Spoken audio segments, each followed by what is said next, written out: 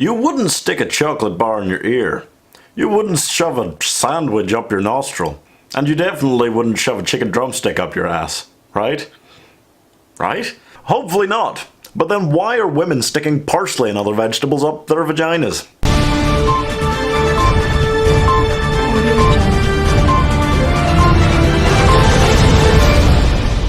What? Ooh, what are we doing today? I'm glad you asked. What's up, guys? It's Pieman, and we're on Nearly News. This week there's been just all kinds of stuff happening. Crime is running rampant. Anyone watched Bird Box? Is that what it's called? Bird Box? Bird Box? One teenager in Layton City in America. He drove his car while he was in the middle of the Bird Box challenge. For anyone who doesn't know, the Bird Box challenge is you blindfold yourself and try and do stuff. Like everything. So you cannot see at all, and then you try and do stuff. Jake Paul tried to cross the road, almost got himself killed. But this kid drove! Why? The Layton City PD put out a tweet afterwards saying, yeah, predictable result. Like, obviously that's what's going to happen. How could you be so stupid? However, something much more fun is happening for the police in Texas, where police officers are actually having to carry their team now because they're being given cardboard cutouts of police officers to work with. People are hoping that if you put a cardboard cutout of a police officer next to the road, then people will slow down. Because they'll think it's real.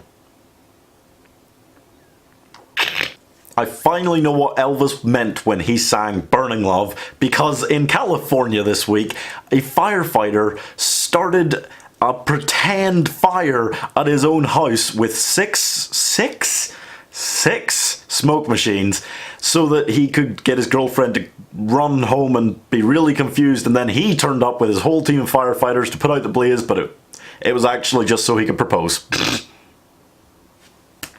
I mean, that's delightful in one way, I guess. It's also insane. Still on crime, police in Missouri raided a house thinking they were going to find meth. Alright, cheeky drugs, that's not a good thing. They did indeed find meth. They found 48 grams of meth, which, as I understand it, is quite a lot to have just sitting around. That's a lot, okay? However, that's not the most surprising thing they found in the house. They also found a gun.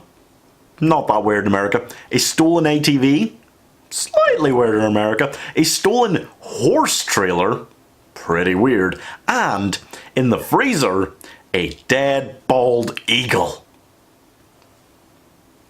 This man is clearly the least American ever. How could you have a dead bald eagle in your freezer? You sick bastard. That's worse than having a person in... No, let's not quite go there. Unicorn armpit hair is now a thing, apparently. That's right, it started out as a pride thing in America, and now it's sweeping the world. It's just rainbow coloured hair on your armpits. It remains to be seen whether people are actually dyeing their hair like this or whether it's a Skittles epidemic. You do not want to taste the rainbow like that. A robot-run hotel in Japan has had to ditch half of its staff after finding out that robots just don't work that well. Humans are scared of them. Naturally. And they keep breaking down. They're not that helpful. Artificial intelligence?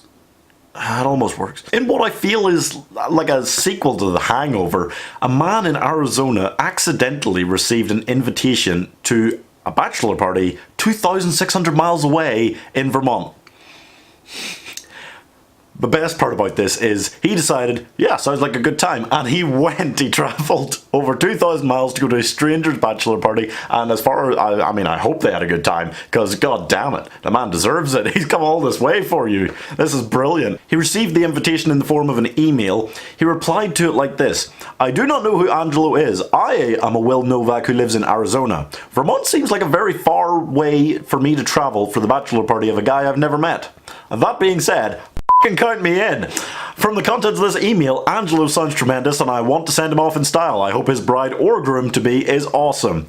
A man was a +1 with his girlfriend at her sister's wedding. He very kindly, trying to get in there with the family, he offered to run the PA system at the reception for the day. Unfortunately, the last thing that he was playing on his phone played immediately after he hooked it up by Bluetooth and it was porn. Oh, I mean, we've all watched porn, right? Right? Most of you have probably watched porn. Mom, stop watching at this point. We can only hope for this guy's sake that it was something like fairly normal porn-wise for a guy to be looking up, you know? As long as it's not like Brazilian midget fart porn or something, you're probably alright, you know? She might not answer your text for a few days, but she'll get over it. So, as we mentioned earlier, for some reason, some women are deciding that a good way to induce their periods quicker. Why would you want that to come quicker? I don't know. I'm not a woman, I'm not going to get into that. They've been shoving parsley and other vegetables into their vaginas to make their periods come quicker. I mean... But doctors have warned you shouldn't do it, women. Just don't. Okay?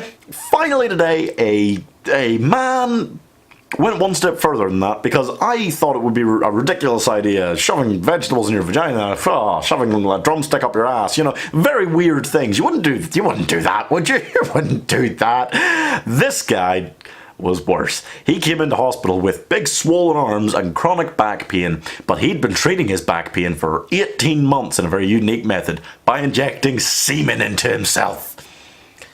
That's right. He took his own semen, got a little injector syringe, a syringe full, and he would inject it into his back to try and cure his chronic back pain, and then through joints, the semen leaked into his arms, and he had massive swells and abscesses of semen. Oh no. When asked about this innovative cure for back pain, the man said that as far as he was concerned, it was seemingly harmless. And that's all we've got for today. Thank you guys very much for watching. Please, you know, you can subscribe if you want. And if you don't want, then maybe do it anyway, because I need help, please. Until next time, you just don't put those vegetables or semen into yourself. Well, I mean, okay, that doesn't matter. Thank you very much for watching. I've been Pieman, this has been Culture Shock. I'm Nearly News, and I'll see you later.